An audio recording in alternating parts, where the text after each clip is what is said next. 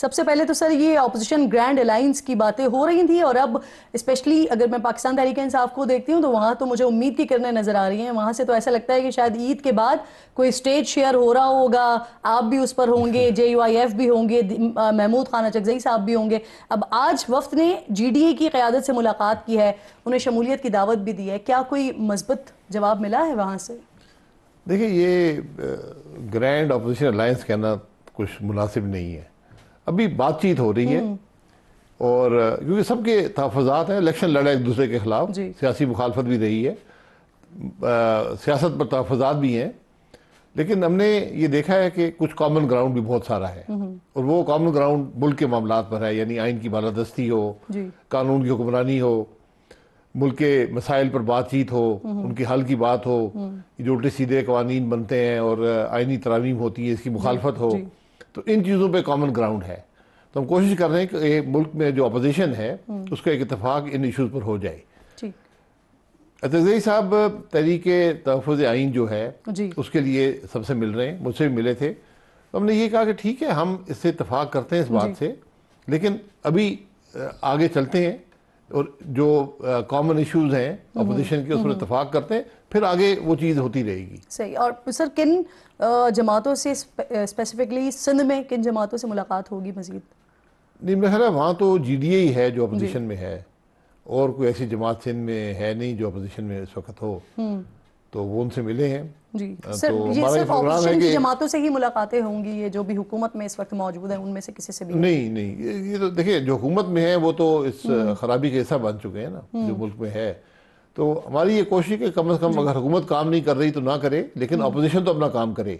इस एक साल में अपोजिशन ने भी अपना काम नहीं किया, वो सड़कों में मसरूफ रहे हैं, डिमांड उनकी थी कि जेल से छूटा, ये तो हमने कहा उस बात को एक तरफ रखें, मुल्क के मसाइल का हल निकलेगा तो ये हल भी निकल आएंगे। जी, तो यानी जिस आप इसे ग्रैंड अलायंस या कोई भी नाम दे दें, लेकिन इसका ताल्लुक इमरान खान साहब की रिहाई से नहीं होगा।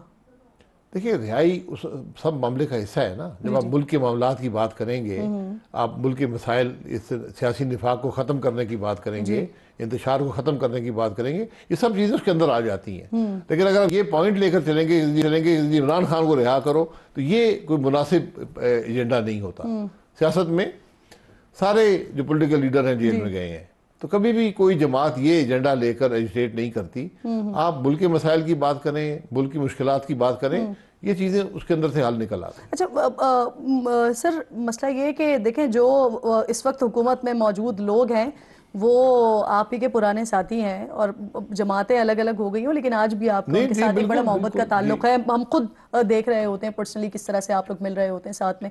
तो सर शायद हुकूमत को तो किसी सूरत जो आप बात कर रहे हैं जमहूरियत के हवाले से जो दावा कर रहे हैं उस पर आप कायल कर लेंगे, लेकिन क्या सर इमरान खान को भी कायल कर सकेंगे कि वो जिस तरह की तर्ज सियासत लेकर चल रहे हैं, या जो उनका तर्ज तखातुब है, या जो उनका सोशल मीडिया जिस तरह से चल रहा है, वो उससे गुरेज करें, उनको कायल कर लेंगे? देखिए, नहीं, हमने तो हुकूमत को तो कायल नहीं करना इस वक्त ना, हमने तो अपोजिशन में कॉमन ग्राउंड निकालना है। जो आपने कहा बात बिल्कुल दुरुस्त है, और मेरी ये ख्वाहिश भी है, और ये शायद मुल्क की ज़रूरत भी है कि इमरान खान साहब रिफ्लेक्ट करें, उन्होंने किस तरह मुल्क में सियासत की है, किस तरह हुकूमत चलाई है, उस पर सोचें और उसकी इस्लाह करें कि वो जो तरीका था, जिस तरह वो 4 साल वो हुकूमत चली है, जिस तरह सियासत चली है, जिस तरह पार्लियामान चला है, जो जमहूरी कदरें पामाल हुई हैं, तो वो निज़ाम अगर वो फिर सोच के वही सियासत करेंगे, आज उनकी एक पॉपुलैरिटी है, इसमें कोई शुबा नहीं है, लेकिन पॉपुलैरिटी एक हद तक ही मुल्क के मामले को दुरुस्त कर सकती है।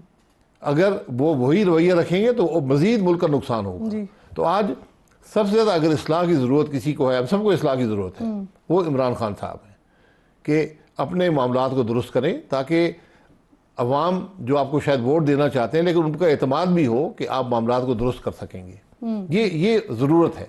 बिल्कुल ठीक। सर जिस तरह से मैंने आगाज़ में भी कहा कि जब मैं पाकिस्तान तहरीक इंसाफ के लोगों से बात करती हूँ तो मुझे ये उम्मीद की किरणें ऐसी नज़र आती हैं कि जो ईद के बाद तहरीक की वो बात कर रहे हैं तो उसमें आप तमाम लोग मौजूद होंगे। तो सर ये सिर्फ फिर PTI की तहरीक होगी, या कहीं ना कहीं ये उम्मीद मौजूद है कि शायद फिर आप भी इस तहरीक का हिस्सा हों, या आपके साथ साथ दीगर जमातें भी इस तहरीक का हिस्सा हों जो वो ईद के बाद एक मुहिम का आगाज़ करने जा रहे हैं, या कहीं पर भी नहीं है? नहीं, हमसे कोई तहरीक की बात नहीं हुई, कोई ऐसी बात नहीं हुई। ये सोच जब इत्तेफाक होगा, ये सोच खुद ही एक तहरीक बनती है जी। जब आप उस सोच को लेकर अपोजिशन का रोल अदा करेंगे। अपोजिशन का रोल सिर्फ सड़क महदूद नहीं होता, सड़क तो आखिरी हरबा होता है। आप शुरू सड़क से नहीं करते, आप पार्लियामान में अपना रोल अदा करें। आपके पास पीटीआई के पास केपी में हुकूमत है, वहाँ डिलीवर करके लोगों को दिखाएं कि देखें हम हुकूमत कर रहे हैं। अपनी सोच, अपनी सियासत ऐसी रखें जो लोगों को ये कायल करे कि भाई कल अगर आपको हुकूमत मिली या आप हुकूमत का हिस्सा हुए तो आप बेहतर काम कर सकेंगे, वो माजी की गलतियां नहीं दोहराएंगे। और ये जो सर तहरीके इंसाफ की कल मुलाकात हुई, उससे पहले पीएम साहब से चीफ जस्टिस साहब ने मुलाकात की, फिर कल तहरीके इंसाफ से मुलाकात की। आज बैरिस्टर गौहर साहब बता रहे हैं कि तहरीके इंसाफ को उन्होंने मशवरा दिया है चीफ जस्टिस साहब ने कि सिस्टम में रहें, बॉयकॉट से गुरेज करें। इस मशवरे को किस तरह से देखते हैं? जिस तरह से बैरिस्टर गौहर ने बताया उसे भी लगता है कि barrister Gauhar in a positive way ही बता रहे हैं, जो मशवरा दिया गया है उस मशवरे को ले रहे हैं इनफैक्ट। नहीं, बाइकआउट यानी जो कमेटियों के और कमीशंस के जिस तरह से बाइकआउट किए गए हैं पाकिस्तान तहरीक इंसाफ की तरफ से, उसके लिए वो कह रहे हैं। वो कह रहे हैं कि अगर ये कमीशन का या कमेटी का बाइकआउट नहीं करते, हाँ, उनकी बात कर रहे हैं, तो वो मुख्तलिफ होती। हो सकता है कि तकरीरियां जो हुई हैं अभी इस्लामाबाद हाई कोर्ट की और दीगर, वो शायद मुख्तलिफ होती। नहीं, मेरा नहीं ख्याल। अच्छा। मैं माजरत चाहता हूँ, मैंने रवैये देखे हैं हुकूमत के। हर हुकूमत अपने जोम में रहती है, अपोजिशन की कोई बात नहीं सुनती। इमरान खान साहब यही करते थे, आज भी हुकूमत यही कर रही है। ठीक।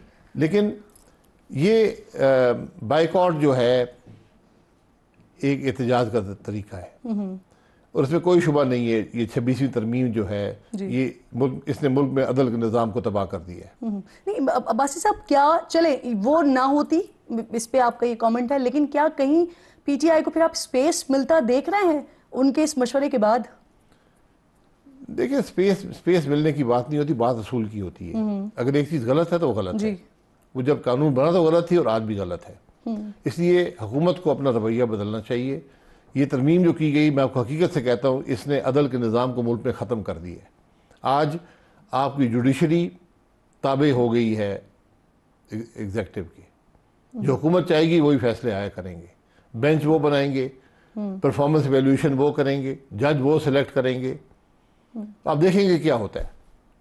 जुडिशरी से पहले जज खुद सेलेक्ट करती थी, उनकी भी कोई परफॉर्मेंस अच्छी नहीं थी। तो जज जो है उनके सिर्फ सिलेक्शन का एक तरीका है, एक ओपन पब्लिक डिबेट हो अवाम के सामने कि आदमी कौन है, इसकी क्या क्वालिफिकेशन है। एक सवाल आप करें, टैक्स देते हो नहीं देते हो? हम ये सवाल कभी किसी जज से नहीं करते। जो जज बनने आया है उससे पूछे टैक्स देते हो नहीं देते हो, तुम जिम्मेदार शहरी हो या नहीं हो। हम लोग को सबको जब नाम आ जाते हैं तो सब ये समझते हैं मैंने इसकी मुखालफत की या कोई सवाल किया तो कल मैं पकड़ा जाऊंगा अदालत में। तो कोई सवाल नहीं करता, जो नाम आते बस मान के हाँ जी ये बहुत अच्छे आदमी है, इनको कर देते हैं। और सारे बहुत अच्छे आदमी नहीं होते। मैं माजरत से कहता हूँ, आपके सामने बहुत से ऐसी मिसालें मौजूद हैं जो लोग जज नहीं बनने चाहिए थे, जज बन गए और फिर आपको उनको 20-25 साल उनको भुगतना पड़ता है। कल बल्कि आज इनफैक्ट डेरा गाजी खान में एक जलसा हुआ, वज़ीर आज़म साहब ने वहाँ पर ख़िताब किया और मियाँ साहब के हवाले से उन्होंने कहा कि उन्होंने अपनी सियासत को कुर्बान किया है इस रियासत को बचाने के लिए। इत्तेफाक करेंगे उनके इस स्टेटमेंट से? मैं इस बात से इत्तेफाक नहीं करता। मियाँ साहब को उन्होंने कुर्बान ज़रूर किया, इसमें कोई शुबा नहीं है। शहबाज शरीफ साहब ने, जिसने भी किया है। मियाँ साहब का एक नाम था, एक सियासत थी, एक जमात थी जो 35 साल पे बनी थी। चंद दिन के इक़्तिदार के लालच में वो ज़ाया कर दी गई है, ये मेरी राय है। और मुझे अफसोस है इस बात का कि एक मुल्क में एक बड़ी सियासी जमात, एक बहुत बड़ा लीडर जो पाकिस्तान की तारीख का सबसे तवील तरीन सियासत में रहने वाला, 40 साल तक रहने वाला शख्स। अब्बासी साहब, मियाँ साहब के साथ ये सब कुछ हो गया और मियाँ साहब की रजामंदी भी नहीं ली गई? नहीं रजामंदी होगी, मुझे नहीं पता, लेकिन ये फैसला ना मियाँ साहब के लिए अच्छा है जो कुछ हुआ है, ना जमात के लिए अच्छा है और ना ही मुल्क के लिए अच्छा है। सही सर। वैसे शहबाज शरीफ साहब एक और दावा भी कर रहे हैं, वो कहते हैं कि अगर तरक्की में भारत को पीछे ना छोड़ दिया तो फिर उनका नाम बदल दिया जाए। एक तो उनका ये दावा आपको मुमकिन लगता है? वैसे उम्मीद तो हम सब यही करते हैं, और अगर नहीं लगता तो फिर कोई नाम सजेस्ट करेंगे? नाम बदलने की मुझे लगा था वो नाम आप बता देंगे ताकि अभी से आप अगर कोई सजेस्ट करना चाहे तो बता दें। देखिए, हमारा मुकाबला भारत से नहीं है जी, हमारा मुकाबला अपने आप से। हमारे मामलात भारत ने पैदा नहीं किए, ये हमने खुद पैदा किए हुए हैं। इनको हम खुद दुरुस्त करेंगे। तो भारत को इस डिबेट में मत लाएं। वो अपना काम कर रहा है, आप अपना काम करें, अपने मुल्क को दुरुस्त करें, अपने मुल्क से निफाक ख़त्म करें, सियासत को नफरत से निकालें, सियासत से दुश्मनी सियासत को इसमें मत बदलें, लोगों के घर मत तोड़ें, लोगों को जेलों में मत डालें। ये काम दूसरे मुल्कों ने छोड़ दिए, 20-20, 30-30 साल पहले छोड़ दिए, आप आज भी लगे हुए हैं। मैच्योर होने की जरूरत है जी, मैच्योर नहीं, आइन को फॉलो करें। ये आइन क्यों बनाया है, इसको नहीं आपको पसंद तो इसको बदल दिया, बदल लें इसको। आप उल्टे सीधे तरमीम कर दो और भी तरमीम कर लें इसके अंदर, ताकि मुकम्मल तबाही का बायस बन जाएगी। आगे कोई तरमीम हो रही है, जब आपके ऊपर इल्जाम आएगा कि आपने ये मशवरा नहीं, मैं बिल्कुल कहता हूँ, अगर आपने आइन को नहीं फॉलो करना, उसको वैसे ही तोड़ना है, तो अपने आप को तोड़ने से तो बचा लें। सही सही। हर रोज मैं ये पूरे वसूख से कहता हूँ, इस मुल्क का हर आईनी ओहदेदार हर रोज मुल्क का आइन तोड़ रहा है, तो फिर कहते हैं मुल्क नहीं चलता। सही, बहुत बहुत शुक्रिया आपका, बहुत शुक्रिया शाहिद खाकान, इंतहाई अहम मेहमान प्रोग्राम में साथ मौजूद हैं। हम गुफ्तगू कर रहे थे